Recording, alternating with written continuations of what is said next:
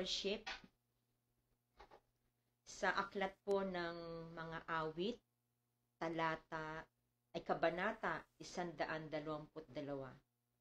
Ako ay nagalak nang sabihin nila, pumunta na tayo sa bahay ni Yahweh.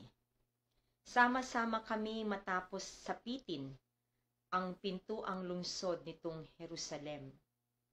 Itong Jerusalem ay napakaganda, matatag at maayos na lungsod siya. Dito, umaahon ang lahat ng angkan, lipi ni Israel upang manambahan ang hangad. Si Yahweh ay pasalamatan, pagkat ito'y utos na dapat gampanan. Doon din naroon ang mga hukuman at trono ng haring hinahatol sa tanan.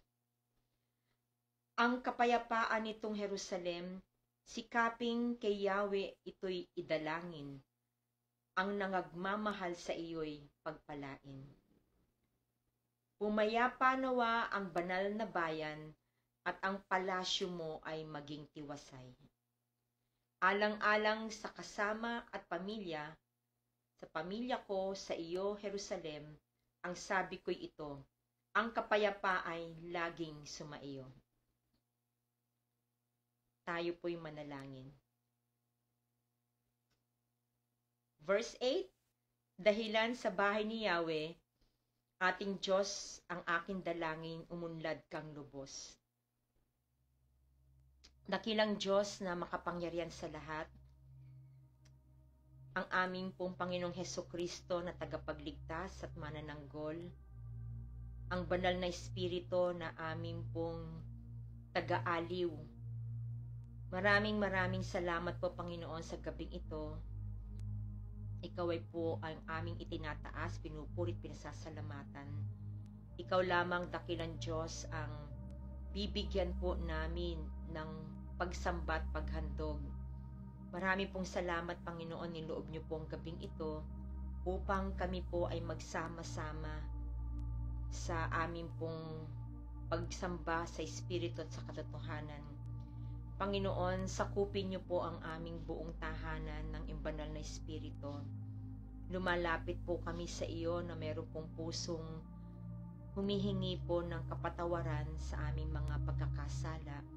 Linisin niyo po ang aming mga puso, Panginoon, sa aming paglapit po sa iyo. Siyasatin niyo po ang puso ng bawat isa po sa amin. At ikaw po, dakilang Diyos, ang amin po mabigyan ng maayos at mabuti at kaaya-ayang paglilingkod sa gabing ito. Dakilang Diyos, turuan niyo po kami maging mapagpakumbaba sa iyong harapan. At lahat, Panginoon, ng aming pong mga alalahanin, Lord, ino-offer namin ito, Lord, at the altar of the Lord Jesus Christ. And Father, we thank you, Lord, dahil pinagaling niyo po kami sa aming mga pagkakasakit. Patuloy niyo kaming pinagagaling. Ang yakap mo, Panginoon, ang kalinga mo, dakilang Diyos, ang siyang nagbibigay po sa amin ng init, ng kagalingan. Ang pagmamahal mo, Panginoon, ang nagsisilbi po naming nagsisilbi, Panginoon, na kagalingan sa aming mga karamdaman, Lord. Salamat, Panginoon, sapagkat sa iyo po ay may kapayapaan po kami, na kahit na po nagiging hindi mabuti o magulo ang paligid, mananatili ikaw po ang aming kapayapaan. Dinadalangin ko rin po, Panginoon, ng bawat pamilya na kasama po namin sa gabing ito. Samahan niyo po sila, Panginoon, sa pagsamba. Ang mga banal mong anghel ang siyang maging covering namin, Lord God, guiding and protecting us, O God, against the attack of the enemy. Father, we pray also for our nation, O God.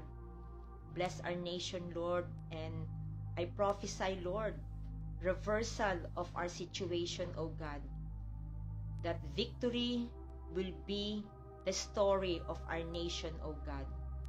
You will be the God, you will be the Lord of our country, Philippines, O God. Our nation belongs to you, O God. And Father, be with us. I declare an open heaven. Ang presensya mo, Panginoon, ay kasama po namin. And I also declare, Lord, your word, Panginoon, your message through your servant, Pastor Edric, Lord God, be alive, be spirit-filled, O God, that comes from your spirit, Lord. Use him as your mouthpiece only, O God. Ikaw lamang, dakilang Diyos, ang maitaas. Ikaw lamang po, dakilang Diyos, ang mabigyan ng pinakamataas na papurit pagsamba. Kaya Father God, let your blood cover us. Cover us, O God, with your precious blood. Surround us, Lord, with walls of fire, O God. At ang bawat isa sa amin, Panginoon, ay iingatan niyo po, dakilang Diyos, sa gabing ito. Yung salitang aming matatanggap, Panginoon, ay maitanim po ito sa matabang lupa sa puso namin, Panginoon.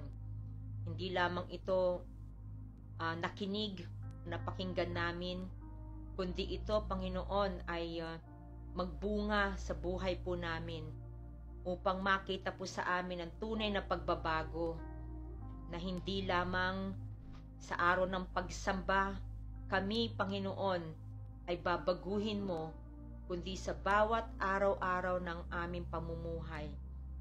Dakila ka, dakilang Diyos, ang salita mo po ay makapangyarihan. Sapagkat kami, Panginoon, ay babaguhin niyo po ayon sa inyong kalooban, ayon sa iyong pag-ibig, ayon sa iyong habag at biyaya. Maraming salamat po sa gabing ito, at ang pagsambang ito, Panginoon, ay para sa iyo lamang. This is my prayer, my thanksgiving, O God. In Jesus' mighty name I pray.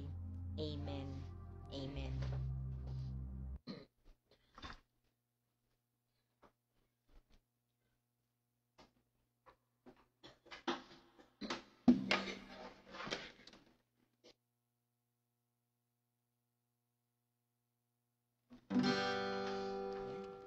Let us relax in the presence of the Lord, and let's just worship the Lord, for God is our Jehovah Shalom. He is our peace.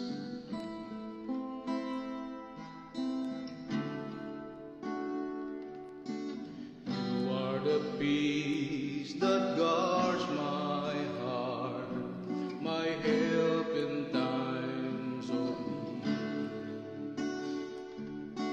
You are the hope that leads me on and brings me to my knees. For there I find you waiting, and there I find relief. So with all my heart I worship, and unto you I sing.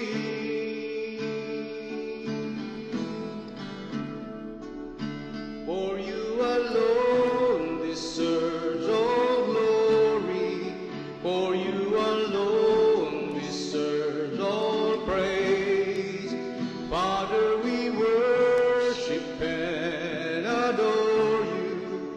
Father, we long to see your face, for you alone deserve all glory, for you alone deserve all praise.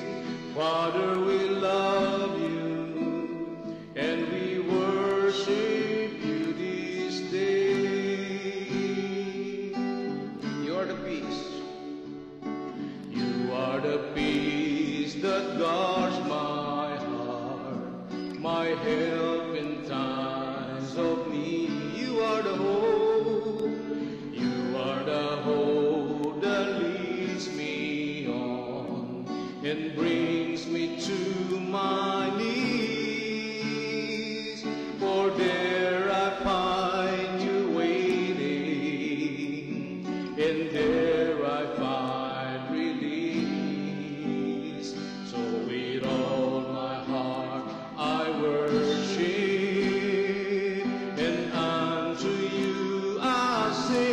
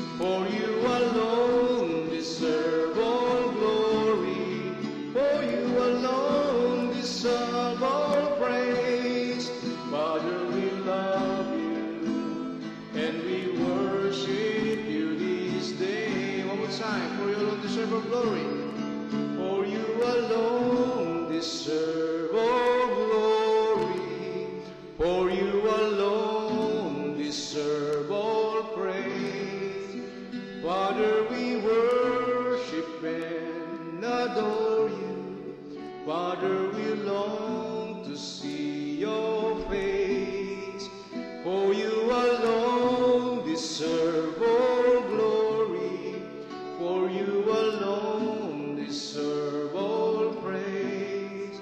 Father, we love you, and we worship you this day.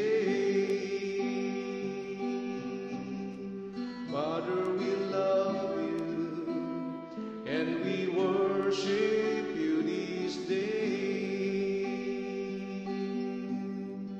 Father, we love you, and we worship you this day.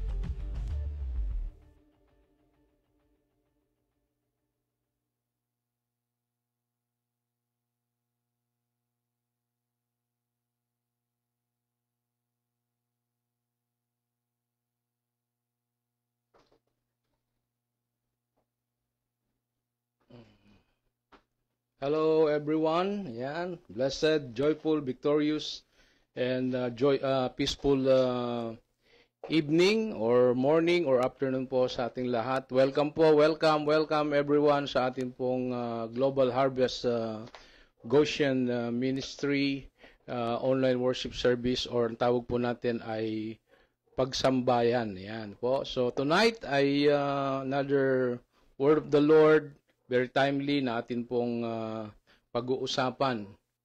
Okay? So, kasabay po lang atin pong celebration ng All Saints Day, ay meron din po tayong communion service po mamaya. So, pwede po kayo maghanda sa inyo pong mga tahanan ng inyong communion elements. Mamaya po yan, gawin po natin para tayo po ay sama-sama na mag-celebrate ng Holy Communion. Okay, sige po, the message of the Lord for tonight ay may title po na From Sinners to Saints, na po, From Sinners to Saints. At sabi ko nga po ay today ay ating naalala yung ating mga nag-pass away ng ating mahal sa buhay eventually. So we celebrate yung pong tinatawag nating All Saints Day celebration. And tingnan natin po ang message ng Panginoon from this text, no, sa Ephesians chapter 2 verses 1 to 5, and I'm reading from New International Version, no. If you have your Bible with you, all right, ay samahan po ninyo po ako sa pagbasa po ng salita ng ating Panginoon. As for you, you were dead in your transgressions and sins, in which you used to live when you followed the ways of this world, and of the ruler of the kingdom of the air, the Spirit who is now at work in those who are disobedient. All of us also live among them at one time, gratifying the cravings of our flesh and following its desires and thoughts. Like the rest, we were by nature deserving of wrath. But because of His great love great love for us, God, who is rich in mercy, made us alive with Christ even when we were dead in transgressions. It is by grace you have been saved. Yan po, ano po, dagdag po ng Diyos ang kanyang pagpapala sa bawat sa atin sa pagkabasa po ng ating salita ng ating Panginoon. So from this text, no, tingnan po natin ang problema, no. Let's just dive in muna doon sa problem sa ating message. Sabi diyan sa problem natin, okay, we celebrate being saints, no? O All Saints Day. Ay, di ba? Tayong mga Pilipino, tradisyon natin na magdiwang ng hindi Halloween, ha?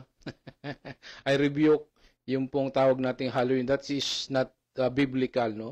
Ang tawag po natin dyan ay we celebrate the All Saints Day ng ating pong mga nag-pass away na mahal sa buhay. So, sabi dyan, we celebrate being saints, but we rarely remember that we were once sinners, no?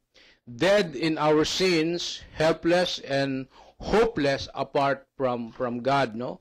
Alam niyo po ba, no, you know, brothers and sisters in Christ, the greatest problem of humanity isn't about poverty, isn't about pain, or even isn't about politics. You know, what's the greatest problem ng bawat sa atin? It's separation from God, no? Yung ikaw ay hiwalay sa Diyos. So, yun po ang tinasabi nating greatest problem of humanity.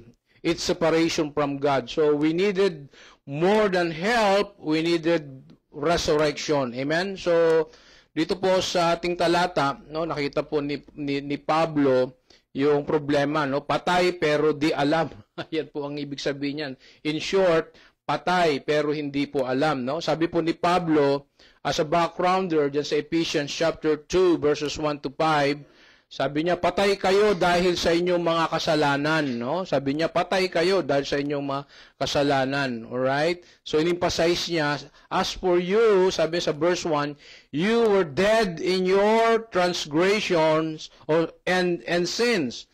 So, malinaw na ipinapakita ni Pablo yung problema, no? Patay kayo dahil sa inyong mga kasalanan. Sabihin mo nga, patay kayo dahil sa inyong mga kasalanan. So, hindi lang pala tayo mahina. Ang sabi ni Pablo dyan, patay tayo sa espiritu. So, ibig sabihin, ano ibig sabihin niya, pastor, no? Yes, buhay ang katawan, humihinga tayo.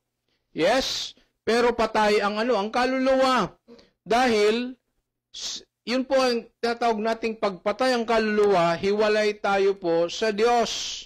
Yun po ang totoong problema, no po? Para tayong naglalakad, nabubuhay, napatay, no? Gumagalaw, humihinga, pero walang direksyon, no? Humihinga po tayo, pero malayo, sa Diyos na nagbibigay ng buhay. So, sinusunod natin ang gusto ng ating mga sarili, kung ano po ang uso, kung ano ang sabi ng mundo, nakikisawsaw tayo, nakikompromise tayo doon sa kalakaran ng mundo o kultura, sumasabay tayo sa sinasabi ng kultura na hindi naman po ito ang sinasabi po ng Biblia, pero hindi natin alam na unti-unti tayong sinisira ng kasalanan, po. Hindi lang tayo nagkamali, nasa ilalim pa tayo ng hatol ng Diyos. Naku, napakabigat po ng problema, po. Unti-unti tayong sinisira ng kasalanan, and at the same time, nasa ilalim tayo ng hatol ng Diyos. Bakit po? Kasi po, karapat dapat tayong parusahan, di po ba? Pero pinili po ng Diyos na sa kanyang biyaya at habag sa atin, ang pinakamalaking problema ng tao po ay hindi kahirapan o problema sa buhay, or ikaw, magsabi ka ng anong problema mo sa buhay, kundi ang pagkahiwalay po sa Diyos. Kaya po ang kailangan natin ay hindi lang tulong, kundi bagong buhay, no? Sinasabi po sa atin as a backgrounder ng ating talata, sabi ni Pablo, dati kayong patay, no? Ibig sabihin po ni Pablo diyan, bago si Kristo, buhay ang katawan mo pero patay ang kaluluwa, no? Tumatakbo, lumalakad tayo, nabubuhay tayo araw-araw, pero walang tunay na direksyon, no? Maraming ginagawa, pero walang kaugnayan sa Diyos. Ang patay sa kasalanan po ay hindi lang pagiging masama, no po? Ito ay pagiging hiwalay sa Diyos mismo. Walang kabanalan, walang kapayapaan, at walang kakayahang baguhin ang sarili. Ito po ang larawan ng sangkatauhan o sangnilikha bago dumating ang ating Panginoong Kristo. No? At ito rin po ang paalala ngayong All Saints Day, no? Na ating pinagdiriwang, no? So bago tayo naging banal o saints, tayo muna ay binuhay mula sa kasalanan. Pastor, banal saints po tayo. Mamaya po, no, may tanong tayo diyan. Tayo ba ay pwedeng maging banal o saints? Ayan, magandang tanong, po? Kasi baka mamaya iniisip natin yung mga santo-santo, saints sila lang 'yon. Ay maling pananaw, no po? So tanungin natin mamaya at tingnan natin, diskubrihin natin paano ba ang isang tao ay nagiging saints o banal sa salita ng Diyos at sa pananaw ng Diyos, hindi po sa pananaw ng tao, no? Mamaya tingnan natin 'yan, no? So ang salitang saint, yan po, no, o banal sa Bible, no, mula po sa Greek word, ang tawag po diyan ay hagios, no, hagios. Ay ibig sabihin po ay set apart. So yun po ang ibig sabihin po ng saint, no, pagiging banal o santo, no, set apart. Itinabi, para sa layunin ng Diyos. Ibinukod para po saan? Sa gawain at layunin ng Diyos. So, ibig sabihin po, kapag tinanggap mo ang ating Panginoong Kristo bilang iyong Panginoon tagapagligtas, alam nyo, hindi ka lang po pinatawad, pinalaya, pinagpala, alam nyo, itinali ka pa sa isang bagong buhay, po? Hindi mo kailangang maging perpekto, no? Wala namang perpekto sa atin. Sino po magsasabi, I'm perfect? Wow, no? Wala naman, di ba?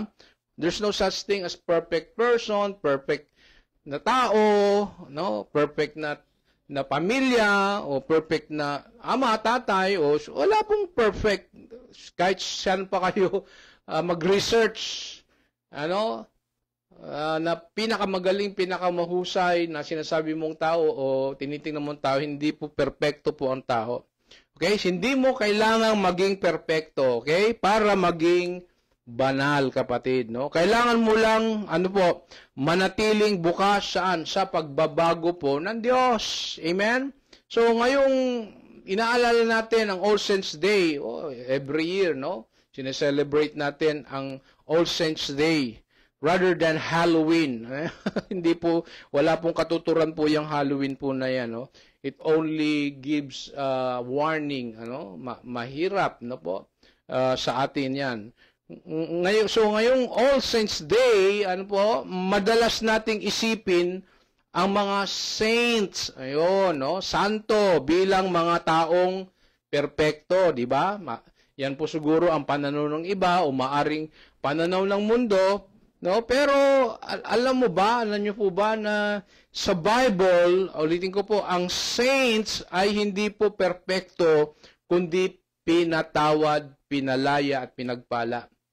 Hindi lang sila yung nasa altar o tinitingnan natin bilang mga santo o nilagay ng tao, binigyan sila ng title bilang santo, kundi lahat ng tumanggap, kapatid, sa ating Panginoong Kristo. Amen? So tingnan natin ang tatlong prinsipyo mula dito po sa ating pag-aaral, no, sa Ephesians chapter 2, no? From sinners to saints. Number 1, ang ibig sabihin ng sinners to saints is this, mula sa kamatayan patungo sa buhay. Diba? Ang ganda yan, no? Mula sa kamatayan patungo sa buhay. So sa Ephesians chapter 2 verses 1 to 5, sabi doon, dati kayong patay dahil sa inyong mga kasalanan, ngunit dahil sa dakilang pagmamahal ng Diyos, sabi niya, binuhay niya tayo kay Kristo. So po, ang ibig sabihin nito, bago natin nakilala po ang ating Preso Kristo, marami tayong mga patay na buhay. Ibig sabihin po ng patay, hiwalay sa Diyos, makasalanan, makamundo, namumuhay sa makamundong bagay, no? Ang iniisip lang natin yung ating mga sarili, hindi natin iniisip ang Diyos, no? Gusto lang natin yung mga bagay na gusto lang natin, no? So yun po ang buhay natin no? Ako po, inaamin ko po ang buhay ko po bago sa Panginoon ay nasa masalimuot, makasalanan, makamundong buhay. Pero salamat sa Diyos dahil sa kanyang biyaya at habag lamang, hinango tayo doon, hinango ko mula sa kadiliman, mula sa kaligtasan, mula sa gawain sa mundong ito ay mula sa gawain ng Diyos. Wow, no? So, ang ibig sabihin nito, bago natin nakilala si Kristo, patay tayo, hindi sa katawan. Ano po? Ay, hindi po binabanggit dito po yung patay sa katawan, kundi saan? Sa Espiritu. Ano po yung patay sa Espiritu, Pastor? Simply, you have no Christ in your life at hindi ka namumuhay sang-ayon sa kalooban ng Diyos, no? So, yun po yung patay sa Espiritu, no? Maaring buhay tayo, huminga naman tayo, Pastor, buhay naman ako. Yes, buhay tayo, tatrabaho tayo, nag-aaral tayo, no? Sa mga plano sa buhay, pero sa loob, no? Patay tayo sa relasyon sa Diyos. No? Yun po, napakabigat na problema ng tao, yung ikaw ay hiwalay at wala kang relasyon, personal relasyon sa Diyos. Okay? Ang patay sa kasalanan po ay hindi lang po pagiging masama, no? Ito po ay pagiging hiwalay sa Diyos. Walang direksyon, walang tunay na kapayapaan, at walang kakayahang baguhin po ang sarili, no? Pero dito pumapasok po ang dalawang pinakapangyarihang salita sa Biblia. Ano po yon? Ang sabi po doon sa ating talatang, ngunit ang Diyos. Yan po yun, ano? Ngunit ang Diyos. Dati tayo patay, ngunit ang Diyos. Ngunit ang Diyos, sabi doon, dahil sa kanyang dakilang pag-ibig ay binuhay tayo kay Kristo. Hallelujah. Amen, no? We are not brought back, brothers and sisters in Christ. The reality is this, we are not brought back to life because we are good or because we have begun to change. Ano po?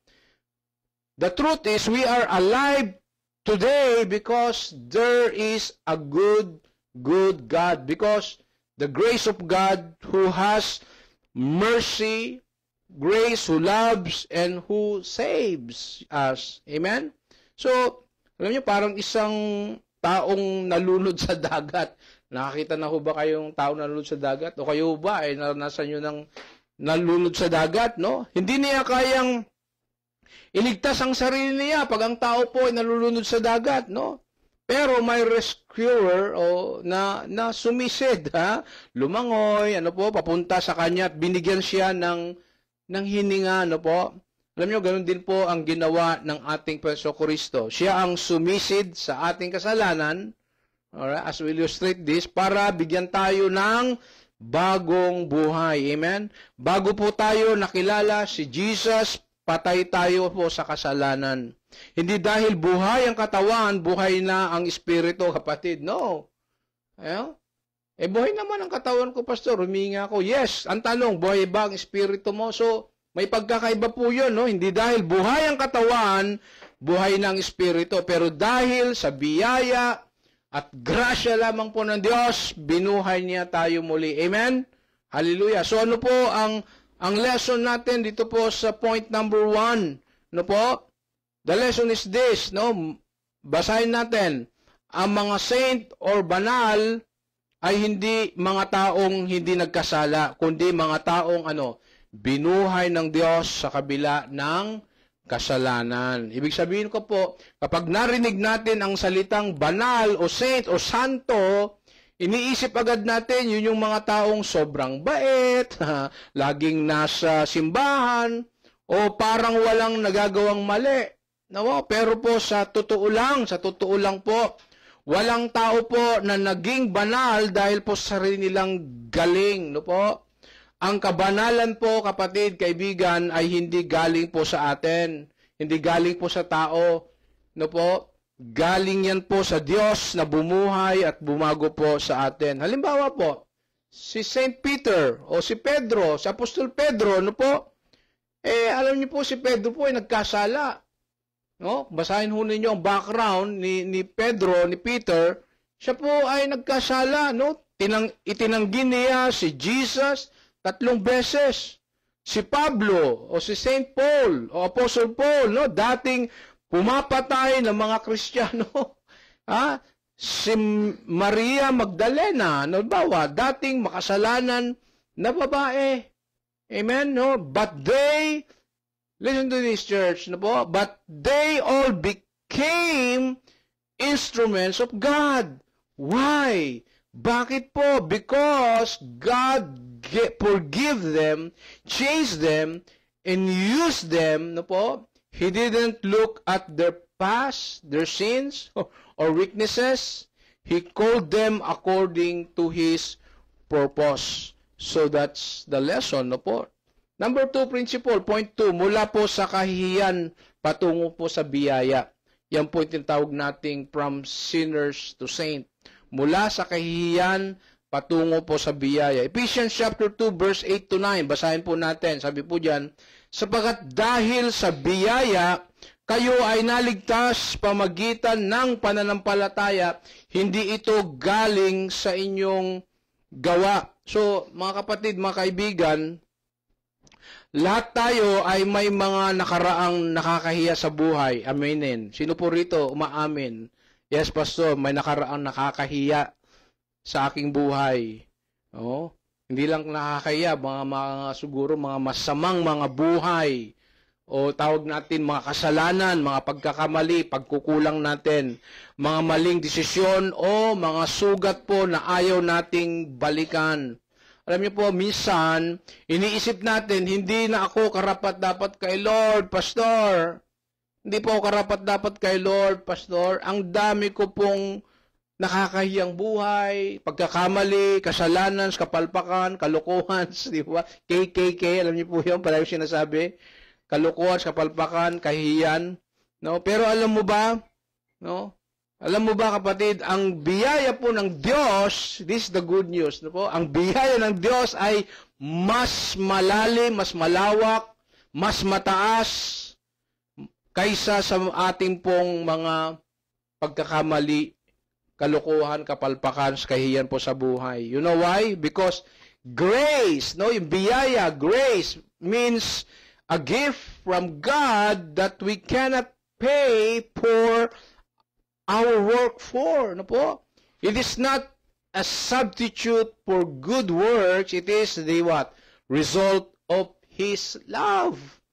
Yan po. Dahil po sa walang humpay, ano po, hindi mapapantayan, unlimited, unchangeable, unstoppable of love of God sa atin, mga kapatid.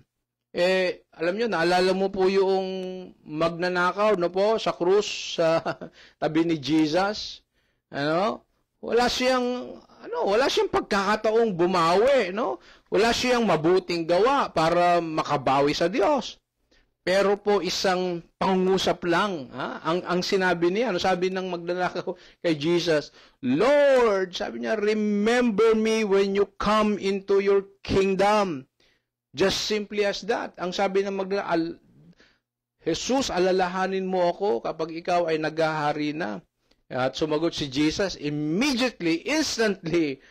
Sabi ni Jesus sa magnanakaw, today, sabi niya, you will be with me in paradise. Wow, wow, hallelujah. Ito po isang makasalanan, ano po? Ito isang makasalanan, pero po sa huling sandali ng buhay, naging ano po siya? Banal o saints o santo sa mata ng Diyos. Sa mata ng Diyos po yan, ha? What? Diyos po yun eh. Siguro sa mata ng tao, alam ko, Pastor, hindi pwede maging saints o santo yan o banal yan. Makasalanan yan eh. Kaya nga pinako sa krus eh. Sa'yo yan. Maari sa paningin, sa sa kaisipan ng tao, hindi pwedeng maging tawaging saint siya. Pero po sa mata ng Diyos, sabi niyon, today you will be with me in paradise. Now, pwede mo bang i-contest si Jesus? Tanong kita, sige nga. Pwede mo bang i-questionin si Jesus? Doon sa sinabi niya, doon sa magnanakaw, can you question the authority ni Jesus over that sinner doon sa krus ng Kalbaryo? No, you cannot contest. You cannot question God because God is all powerful, all authority, no po? No po? Nasa kanya ang kapangyarihan, nasa kanya ang habag at biyaya. Okay?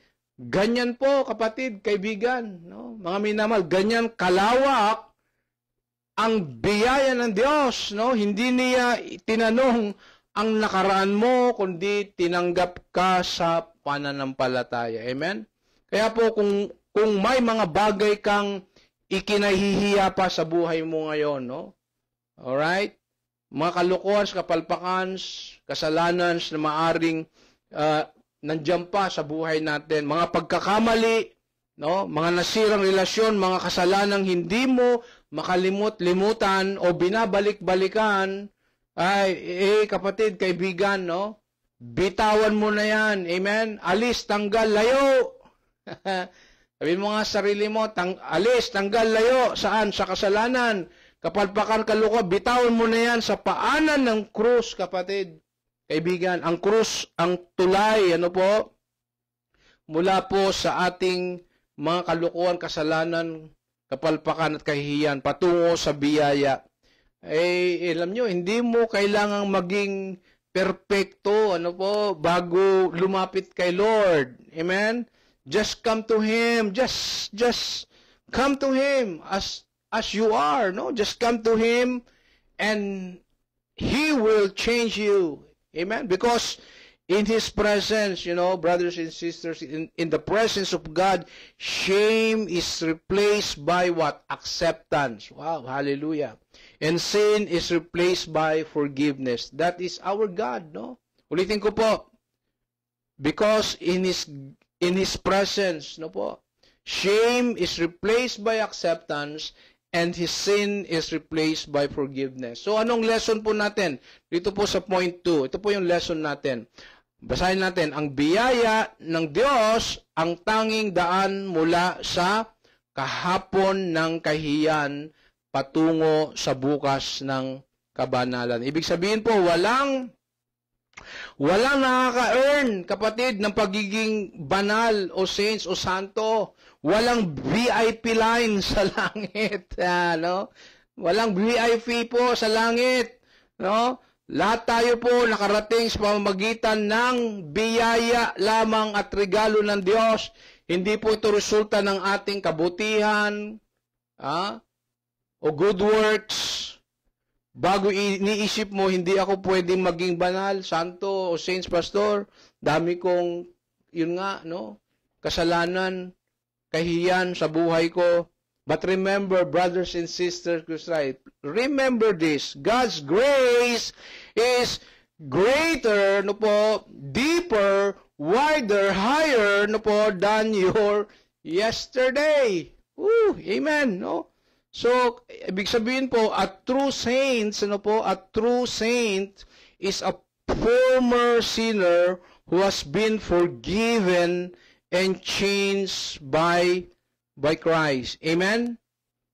Okay, so last point, no po, from sinners to saint means mula sa sarili patungo saan? Sa paglilingkod.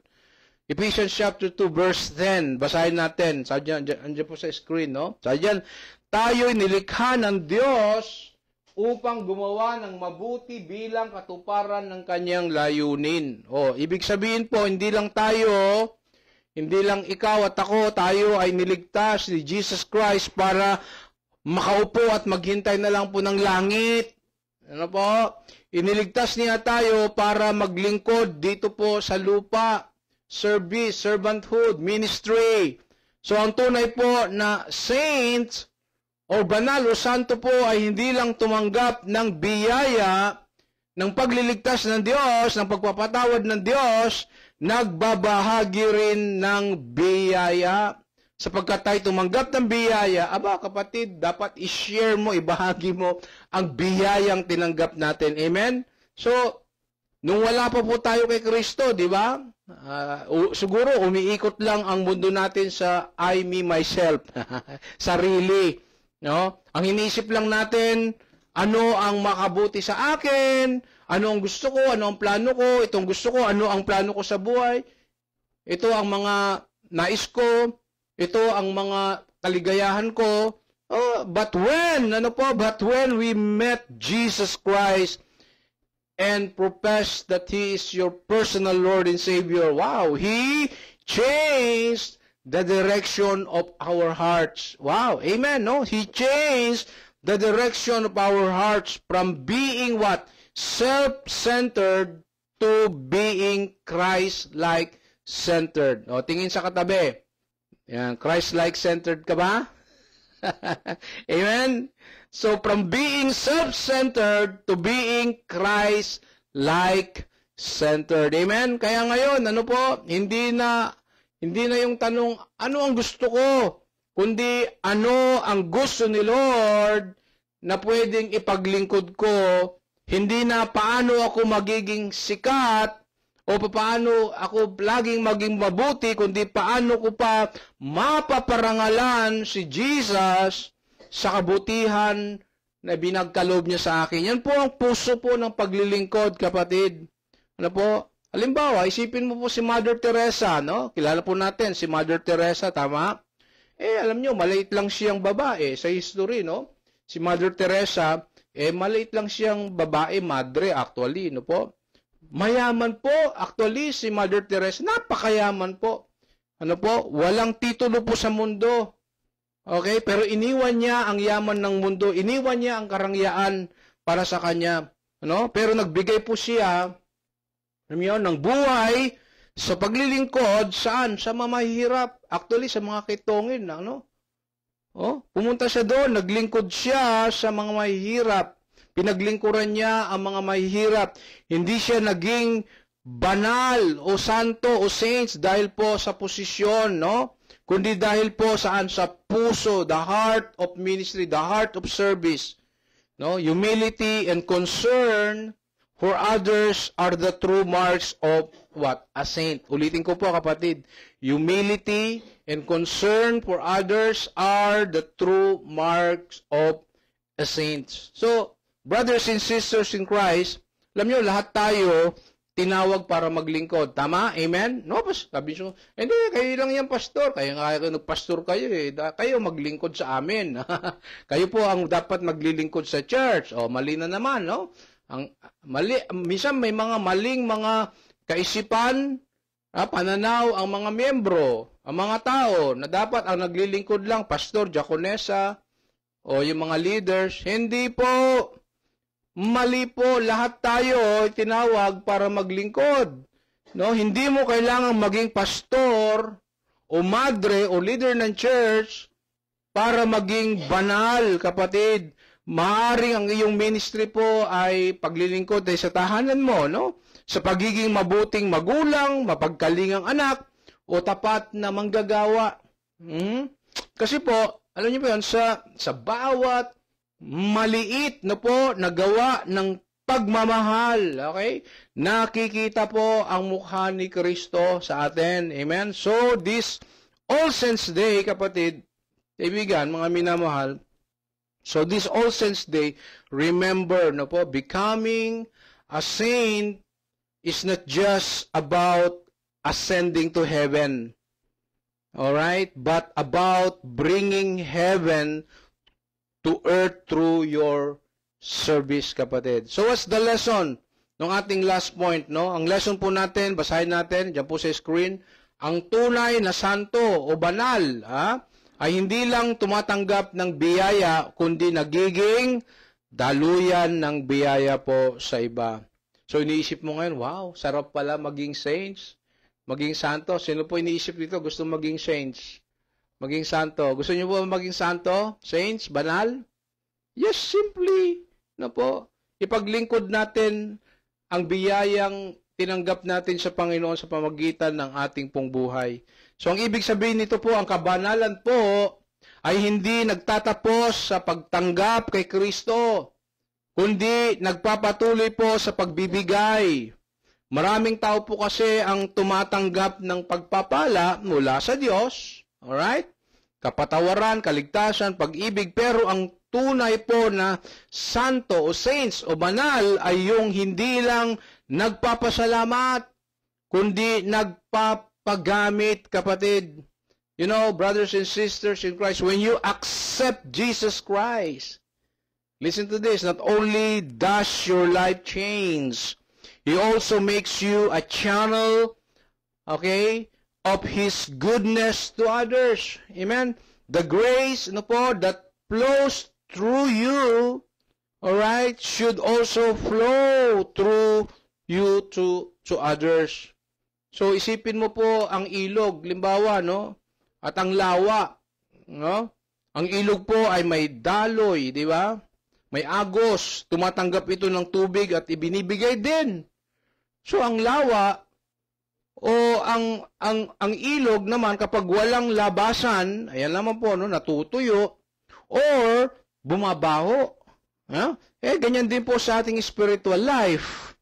Kapag tinanggap lang natin ang biyaya mula sa Diyos, pero hindi natin ibinabahagi, natutuyo ang apoy ng ating pananampalataya. Pero kapag hinayaan po nating dumaloy, umagos ang biyaya at pag-ibig ng Diyos, pamagitan po natin, kapatid, kaibigan, ano mangyayari?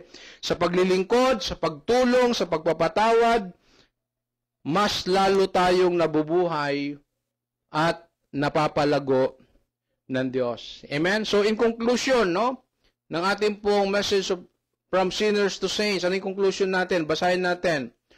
All Saints Day is not just about remembering the dead or our loved ones. It's about living like saints today. Amen? Agree? Agree ho ba kayo dyan? O kung agree kayo, mag-thumbs up kayo dyan. Dyan sa ating pong comment section. So, ibig sabihin po, hayaan mong gamitin ka ng Diyos, kapatid, kaibigan. Sa pamilya mo, sa simbahan, sa klase mo, sa komunidad mo, o sa isang sphere of influence mo, hindi mo kailangang maging kilala, basta maging tapat sa Diyos. Kung kaya ni Jesus baguhin, si Saul na persecutor para maging si Paul na apostles, kaya ka rin niyang baguhin. Amen? Walang kasalanan po na mas malalim pa sa kanyang biyaya. Walang buhay na hindi pwedeng ayusin ng kanyang pagmamahal. So sabihin mo ito, Sabihin mo nga, dating makasalanan, pero ngayon, anak na ng Diyos. Amen? Sabihin mo nga, dating makasalanan, pero ngayon, anak ng Diyos. So, amen. Ano pong promise natin? Ano pong pangako ng ating pong from sinners to saints? Basahin natin. Sadyan po sa screen. Just as God changed sinners in the past, He is changing us now. So, yan po yung pangako ng Diyos sa atin. Tayo po ay dating makasalanan. Alright? Pero ngayon, tayo po ay pinatawad, pinagpala. Nilinis at binuhay ni Kristo. Amen? Hindi po kailangang maging perpekto para tanggapin po natin ang ating Preso Kristo. Dahil po sa kanyang biyaya, tayo po ay kanyang tinawag na maging banal sa kanyang harapan. It's not the word who will determine us kung sino po tayo. It is God na nagsabi, tinawag tayo.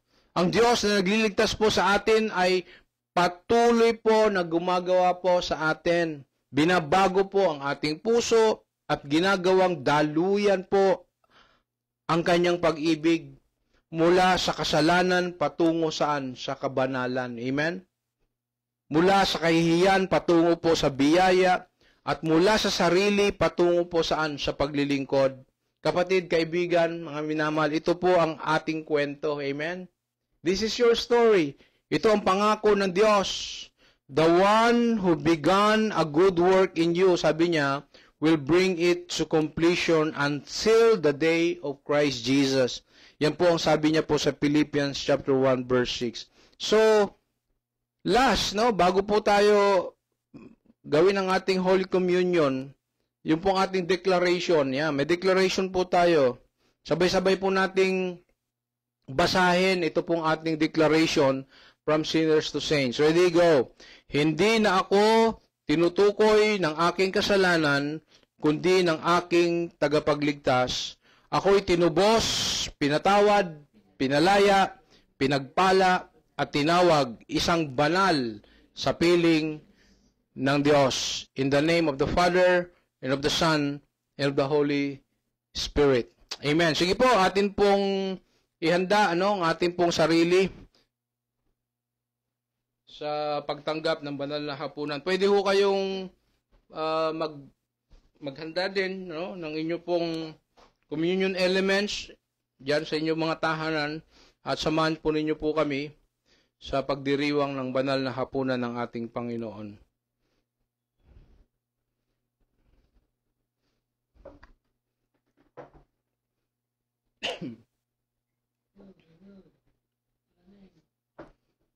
Sige po.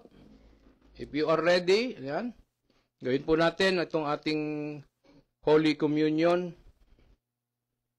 Brothers and sisters, we come to this table not because we are perfect, but because we are forgiven.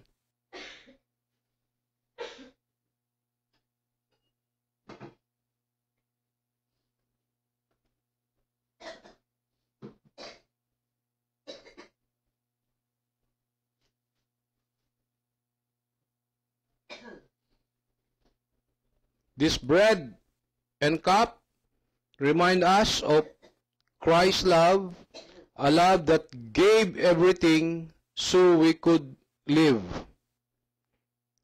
Let us take a moment to become before God with humble hearts.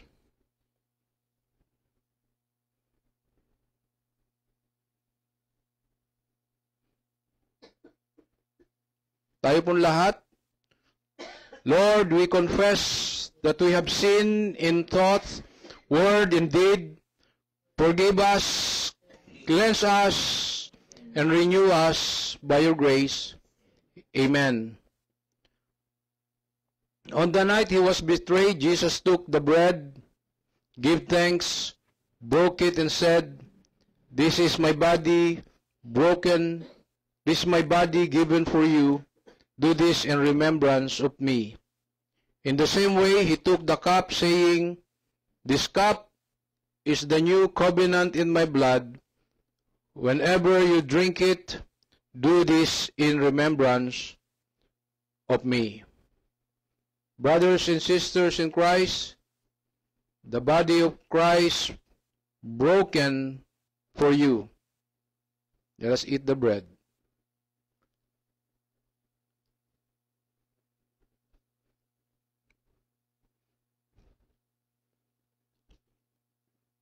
The blood of Christ shed for you. Let us drink the cup.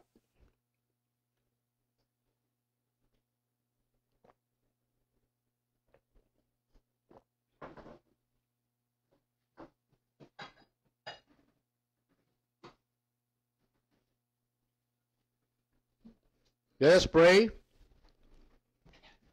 Lord Jesus, thank you for your sacrifice.